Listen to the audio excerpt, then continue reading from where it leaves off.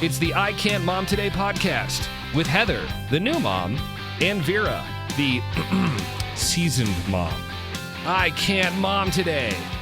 Hey, this is Vera and Heather back again with another episode of I Can't Mom Today podcast. Hi, Vera. Hello, Heather. How's it going? How are you? Hanging in there. How about you? Same. This was supposed to be my week off. But, yeah. You were supposed to be taking this week off. I'm not now because my child was sick last week. So I had to take off 2 days for him. I was sick one day. So yeah, I'm going to make up for some of that time because I've got a lot of stuff going on.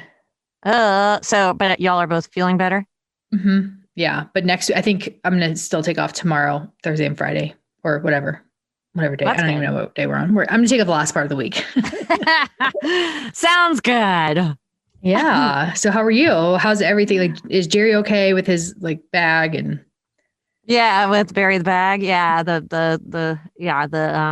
always want to say it's a colostomy bag, but it's for pee. What do you call it? Yeah. Pee bag. A pee bag. Anyway, so yeah, he's been bagless without Barry for a couple of weeks now, and he's doing well and changed his diet, sort of. What does that mean, sort of? It means he's done things like he stopped drinking caffeinated coffee. Which is good, and pretty much just stopped drinking alcohol. I think he had a couple beers the other day, and that was it. Wow. Yeah. So. And then he was saying, well, I gave up alcohol for Lent. I was like, you gave up alcohol before Lent anyway. He's like, yeah, but I figured I'd feel better if I even said that. So there you go. So, and he's not eating eggs, which is kind of odd because he love to eat eggs. He'd often make them in the morning. So is he not supposed to eat eggs? Supposedly, I guess he read or somebody told him that they're not good for his prostate. So, yeah, so he's cut back on eggs and he still eats, for Mr. I don't like sweets. He still eats a decent amount of sweets and he's not really supposed to have that much sweets too because he's pre-diabetic as well. So I think it's hilarious when people are like, I don't eat a lot of sweets. And I feel like that's all they do is eat sweets. Yeah. Well, what's your definition of a lot? But well, you know me, I really don't eat a lot of sweets, but I don't go around saying it like he does, but again, the cookies disappear in the middle of the night somehow. Somebody's eating them. Somebody's been putting chocolate in the freezer, and it ain't me. It's not me either. Somebody puts ice cream on the shopping list, and it ain't me. Do you buy it? Yes, I'm an enabler. Brad does the same thing to me, and I would never say I don't like sweets. So there's that. Well, part of the problem is too, though, that Luke wants the ice cream. So sometimes we'll buy it and then we hide it in the freezer on the screen porch. So sometimes Jerry finds it though, but so we do try and do that. But if he finds it, then it's like all bets are off. Yeah. See, I don't, Brad buys stuff for Baker. I'm like, please stop buying this. I'm going to eat it. It's for Baker. I'm like, I understand, but he also does not need this stuff. Yeah. Exactly. So can we stop, please? I have no willpower. I know. I need you to have my willpower. I'm like that with pizza. I would say pizza would be, I glutenized myself the other day with pizza, real pizza, not gluten-free pizza. And I paid the price. So, yeah. So I understand. Like, it's not like I'm not, I don't have my weaknesses. Yeah. So anyway, but I thought one of the things that came into my head this past few weeks anyway, I was thinking about, because Luke, he's 18 and he's just been going through a lot, especially, of course, the whole pandemic has not made things any better, but he's been going through, I feel like, a lot of self-reflection, and some of it's been more dramatic than some other parts of it. And I think some of it truly is just teenage angst. You're trying to figure out the world. And anyway, so what popped into my head was it takes a village, because he started to reach out more to the adults that have been in his life, most of his life, like his karate sensei, or even just some family members or, good friends of the family. And I was thinking about how when he was really little, of course, when I was a single mom, especially, I was particularly aware of the fact that I really wanted to make sure that he had this cache of adults that he could lean on. And there was always that, those friends that would say, well, if he needs to get bailed out of jail, he can always call me someday, those friends. But there's some truth behind that. And that if the kid's in trouble and they're afraid to talk to their parents about it, they can talk to this other adult who, hopefully has a good head on their shoulders. Yeah. So I was thinking about that as it would pertain to someone too, who has a younger child right now, like you, who has Baker, who's 3. And I think, and I really did make it was a real cognitive choice to make sure that he had those people in his life. And even when he got his first cell phone, he was like 10 or 11. I made sure he had a few phone numbers of a few adults that he was comfortable with aside from me in there. So if he needed something, he'd call them, So I was just thinking about, well, for you, do you feel like you have some people like in your village for Baker right now? And if you don't, where would you find them? Like I was thinking, well, some people maybe in church, they might go to church regularly and have a pastor or a priest. That would be good. Or even just another family they're friends with. Like, do you have some of those people already set up for Baker? Do you feel like? Yes and no. No, for the most part, because we're just so far away from our family that I don't know that Baker will ever have a good relationship with them, only because we're so far away.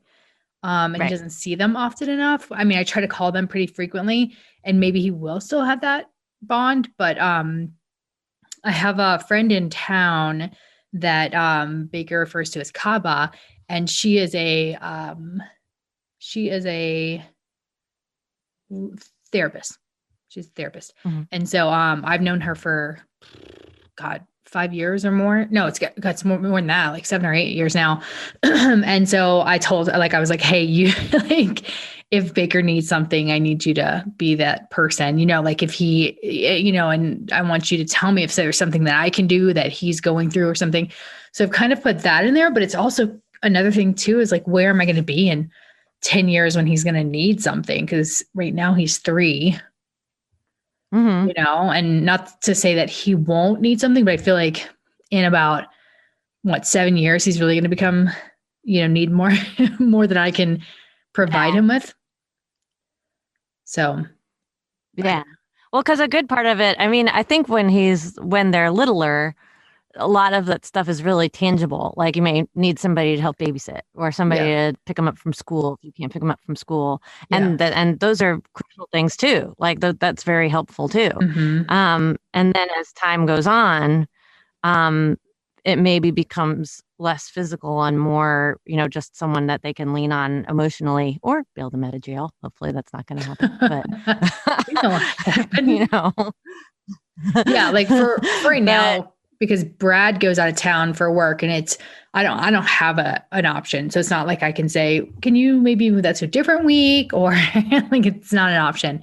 Yeah. And so something that I've had to do a couple times is calling his brother and sister-in-law to come and help me out with Baker. Like when I had my tonsils taken out, Brad was out of town.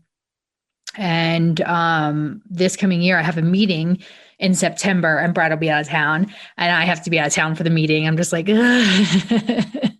it seems like his stuff always lands on my stuff as well, but I'm the one that has to figure it out. And luckily his brother and sister-in-law have been very amazing about coming up and helping. Where do they live? Texas. Oh, okay. So it's only they're not like close, a 2-hour they're not right away. Florida. Yeah. Okay. Yeah. Closer than Florida. Too. Yeah. Yeah. Sure. Yeah. Yeah. And they're more able-bodied. So, but have you? Some of our parents. Well, I mean, only because like I have to be away. I have to be at a meeting. Like I cannot be around. I can't have Baker with me. So it's like it's not like I can a normal weekday where if somebody's here, they can, do whatever, go. I can be with them and help out. Sometimes I can't. I literally can't help out. So whoever's gonna be with them has to be with them 24/7 for like 3 or 4 days. Yeah. Well, and that's a big ask. Definitely. No, and I mean, there have been times where I've had to ask people, like, can Luke spend the night with you? And of course, again, as he got older, it got a little easier because it's much easier to have a 7-year-old over than a 3-year-old for sure. Yeah. You know, And you feel but more I think that comfortable, garnering, too, I feel like, because at the younger absolutely. age, like you don't know. Oh my gosh, I'm petrified with keep letting Baker stay at anybody's house. And like, just because there's so many people that have have a lot of problems, and we don't, we may never know about those problems until something happens. Mm-hmm. And, on top of it, like another thing that I worry about is guns and in people's houses. And not that I'm saying you can't have them, but everybody locks them up differently. Everybody secures them differently. And I don't know if somebody has one in their house that is accessible to him. And I would certainly like lose my damn mind if something happened to him. So a lot of things go through my mind. So I want to make sure that before he stays anywhere without me, that isn't my family or Brad's family, that he is able to articulate things, stand up for things, know what's right and wrong, know what he can and cannot touch. Meaning, like, if you find a gun, don't touch it. Go tell somebody. Yeah. Exactly. So. Yeah. Well, it's interesting you say that, because I remember when Luke had a birthday sleepover, and I think it was his 8th birthday, and dummy me. This is a warning to all you parents who have younger kids. Do not have 10 children over to sleep over at an 8-year-old birthday party, especially boys, maybe girls, maybe, but not boys. Don't, because you'll end up with serious Tasmanian devils running all over. Well, also don't give them an unlimited amount of candy, because that was the other thing I did wrong. So that was a nightmare. But one of the parents, who was a parent of one of Luke's friends from school, like, it was, some of his friends were, go to his karate school. So I would see the parents on a fairly regular basis, like while we're watching lessons or whatever. So they felt comfortable. But there was one kid whose parent was like, I'm not comfortable with him spending the night. Because honestly, like, does he have any older siblings? Like, she was worried even about like an older sibling messing with them, either, even potentially sexually, or she doesn't know what my husband's like, or, there are all those things, which I guess that in a way, those things didn't fully cross my mind. However, I was always the dummy who was having people sleep over. So I was always on this side of it. So I'm like, well, my house is fine, so, so I think that there's a lot of validity to that. And I think there were some times where I just literally had no choice being a single parent. Like, if I had to work or something and I would have to just tell myself, well, I've checked this person out, that the person who referred them to me is someone I trust, and I've got to just go with it, because I just got to, and pray to God that I made the right decision. And so far as I know, everything worked out okay. But I don't know. I guess the thing that really popped in my head about this was, and I'm not saying it's easy, but to do your best to kind of try and build that village, like, start seeking people out if you can, or situations where you can meet people that you'd feel comfortable with. Like I said, of course, church is an easy thing, but even activities like for Baker, he's getting a little older. I made some friends, like I made the karate school friends, and I got to know the parents that way, which is cool. So then he's friends with the kid. I get to see the parent, a couple times a week. That's a good way. I found that was a really good way to make some connections. And plus too, like, he went to the after school program at the karate school, and all of the counselors there had been vetted. They'd all had background checks. So if I needed a babysitter in a pinch, a lot of times I would use one of them, because I knew they've been checked out. He's been spending afternoons with them. They're good. That was a really good reason. Brad. That's how we found Brad's babysitter. Yeah. That's how we found Baker's, is from his first daycare. Yeah. So even just stuff like that, just simple little things like that, I was just thinking, that might be a good thing to bring up, even for people who have teeny tiny babies. Like, it's just something to kind of keep your eyes peeled and think, I might need somebody like that someday, and just kind of start putting your feelers out into the universe. Yeah. At the risk of sounding a little new agey. No, for sure. I need to cling to a family or a few. Yeah. Well, then you can absolutely, just totally, Hello, You're a nice family. You're now part of the same family. Exactly. Well, yeah, because like all of our friends are, mostly don't have kids Baker's age. And we do have one family that actually I knew in Florida that moved here. They have a daughter a year older than Baker and then a year younger than Baker or 2 years younger than Baker. So Baker's like right smack dab in the middle and he's like in love with their oldest daughter, Maddie. And like they've been friends since Baker was born. And so I know that they would, if I had to, we live on complete opposite sides of Denver, which is, could be up to an hour drive from one another. But I know that if I needed something, I know that they would do it. Or if we needed to like leave Baker with them, I'm sure they would do it. And we would certainly do the same. We had luckily neither one of us have had to do that, but yeah, if we did, I know that they would be able to do that. And they have somebody that's Baker's age. Not that my other friends wouldn't, but it's just nice to have somebody that has kids that are able to, play with him and be with him and stuff like that. So yeah, no. And I was thinking about that too. Like my mom had her best friend, Linda, who didn't have children of her own. Listen, Linda. Listen to me, Linda. And she was so cool. I always thought, unfortunately, she passed away several years ago, but I always thought she was the neatest person. Like she always had like potpourri in her house. It always like had this nice kind of like flowery but earthy sort of smell to it. And ooh, potpourri. She always had all these, potpourri.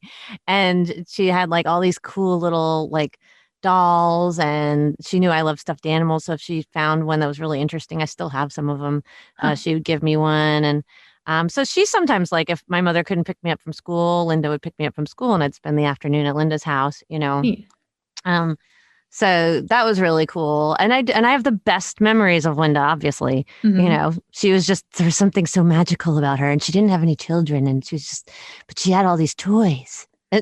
Oh, interesting. Well, no, not that creepy kind, like stuff like I have too, like little stuffed animals and trinkets and things that, I don't know, that I think you don't always associate with an adult having. Okay, I'm making myself sound really creepy now.